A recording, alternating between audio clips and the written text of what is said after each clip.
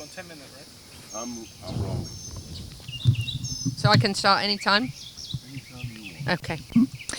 I'm Louisa Barton with the Horse Talk Show, and I'm here at Clayton Fredericks Farm in Ocala, Marion County, Florida, the horse capital of the world. We're sitting in his arena. Some of his horses are working this morning around us, and I'm going to talk to Clayton a little bit about his life. We're going to start with his childhood in Australia. He is, of course, a silver medalist, very well known in eventing, both for riding himself, training others, as well as course design. Let's start with Clayton and let him tell us a little bit about growing up in Australia. Well, nice to have you here, and I don't know where to start, really. I mean, I probably started riding when I was about 10 years old, and unusual, sometimes for a male, I probably was begging my parents for a horse. My mum used to ride, so she was encouraged to do that. My father was a builder, so we were living in suburbia, but we're keen. I was really keen to get into the horses, and the first horse we actually bought was a really very beautiful chestnut gelding, which seemed really nice and quiet until I was learning to ride on him, and he just went into these amazing bucking fits, and So I learned to stay on a bucking horse at a young age. In fact, so that was a bit of a shock to us. We found out later that he had like a locking patella problem, and so he would be calm as anything until suddenly this patella would lock, and then he'd just, really upset him, and he'd buck out of being scared about it, So the first horse we bought, we made a real mistake. It was a very pretty horse, but he had this issue, and anyway, so then I think my mum went to. Bought a horse then out of a riding school that was a lot more sedate, and we knew he was going to be okay, and his name was Teddy Bear. So yeah, and he grew. Don't you think sometimes those naughty ones though are pretty good, because they sort of give you that this is what it could be like, and this is how you got to stay on, and sometimes I think that makes you a better rider when you have a chance to have a naughty one.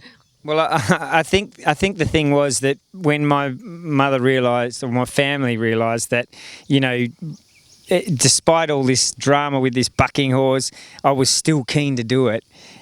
So I think then they realised that it was going to be a lifelong ambition, But anyway, so then after that, we started doing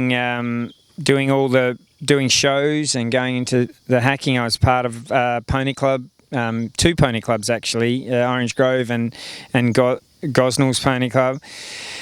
Went through. I didn't really start eventing until I was a little bit older. And the first eventing competition, or really, it was really just a cross country. Was part of what we have. We have a Pony Club Tetrathlon, which is running, swimming, cross country horse riding, and shooting. And so when I was at school, we got invited to do this tetrathlon, and that's really when I started to look into eventing. I actually borrowed a horse for the tetrathlon, and I was much more athletic in those days. So the running and swimming, I was part of the swimming team at where I was at school. I think I was about 17, and predominantly in those days I was doing. We have a thing in Australia called hacking. It's really horse showing, and that was a good grounding on the flat work, because you have to produce the horse in a nice, appealing frame, and then we started doing a lot of. I was buying some off-the-track thoroughbreds, looking for good moving, good temperaments, pretty horses. And of course, Australian thoroughbreds are really very, very attractive, and a lot used in the show ring. So I started a little business of buying these ex-race horses. I'd get them home, I'd wash them up, I'd pull their manes, trim their tails, do all that, and then give them some really basic riding work, and try to sell them in a couple of weeks or a month, and that sort of started my turning over horses and buying and selling thing. Went all the way through school and went to college for building. In Australia, you have to actually study it at college to get a degree to build. So I did that, but I was about 2 subjects short of finalising that when finally my father said, "Look, if because I couldn't really commit to. I was working for him as well as going to college, in his building company." And I couldn't really commit to to that job. I was asking him to leave work at 4 o'clock so I can ride my horses, Dad. And I think he just got jack of it and basically said, "Look, why don't you go and play your horses, and if it doesn't work out, come back and we'll and knuckle down to building." I never sort of went back from that. I started just doing the horses full time at home, doing a lot of teaching, and I then had an opportunity. I started eventing a lot more by that stage, sort of around 18, 19. Started eventing a lot more. I had an opportunity to go to Europe with Lucinda and David Green at the time. And anyway, that sort of fell through for whatever reasons, and I decided if I was going to do these horses, I was really going to need some money. So in Australia we have agricultural shows, and in every state, the biggest of those agricultural shows is the Royal Agricultural Show. So I suppose a little bit like your state fair is. So in Western Australia, where I'm from, there was a showgrounds dedicated for this state fair or the Royal Agricultural Show, but it was only used for 1 week of the year, and it had stables and everything. So it was right in the centre of town. It had a lot of private schools around there. So it was a great opportunity to set up a riding school in the city. And so I approached them and talked to them, and that's when I really started the business of a riding school business.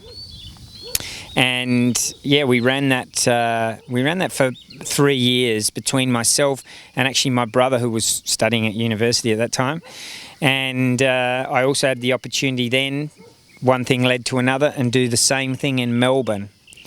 And so my event horses were coming really through to the top levels, and I was winning the local events, and by this stage my attention had really moved away from the showing, and I was really dedicated to the 3-day event. So then I moved to Melbourne with my advanced event horses. I think I won the high points of Melbourne then, and then really things started to come together. I represented Australia on our Trans-Tasman team, which is Australia versus New Zealand basically, and then one of my liveries, or one of my boarders, so to speak, wanted to buy this Melbourne business that I'd set up. So at this stage I had 2 riding schools running, one in Perth with my brother and this one in Melbourne that I was doing. And we were doing approximately 200 lessons a week. It was pretty full on, and it was hard work, but we were, doing well. And this woman wanted to buy it. And so I just thought that would be if I could sell that business, that would give me the money to take these 3 horses, go to England, go to the UK, and that's when I moved to the UK. I think that was 93.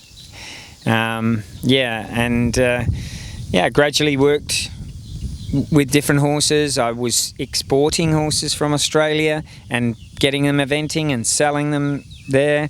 I then met up with Eckhard Siewert, eventually the German guy that we deal with now, with bringing the horses from Germany. And so buying and selling horses, business has all been part of my life the whole time. And then eventually we moved here to the US. That was how Clayton Fredericks got his start in his homeland in Australia. Now here in Ocala, the horse capital of the world, with us. We love the fact that he's here and we get a chance to chat to him. We have more in this series. Next, he's going to explain what eventing is for some of our listeners who are not familiar with it.